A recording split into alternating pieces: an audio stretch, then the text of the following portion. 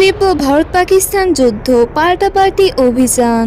ভারত ও পাকিস্তানি সেনাদের তীব্র গোলাগুলিতে বিপজ্জনক হয়ে পড়েছে কাশ্মীর সীমান্ত। ভারতীয় ভূখণ্ডে অপারেশন বুনিয়ান উন মারসুস শুরু হওয়ার কথা জানিয়েছেন পাক সেনাবাহিনী ও প্রশাসক, যাতে কাশ্মীরের এক জ্যেষ্ঠ কর্মকর্তা সহ প্রাণ হারিয়েছেন 5 জন।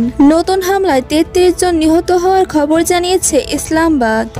ভারতের অপারেশন সিন্দুরের জবাব দিতে চালানো হলো বুনিয়ান উন মারসুস।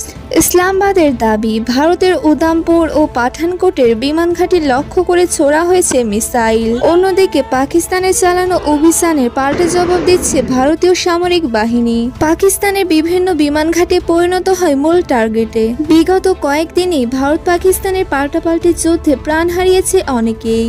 এই যুদ্ধের মধ্যে আকস্মিক সিদ্ধান্ত এসেছে দুই দেশের মধ্যে যুদ্ধবিরতি, এবং এই যুদ্ধবিরতির খবরটি প্রথমে জানিয়েছেন মার্কিন প্রেসিডেন্ট ডোনাল্ড ট্রাম্প।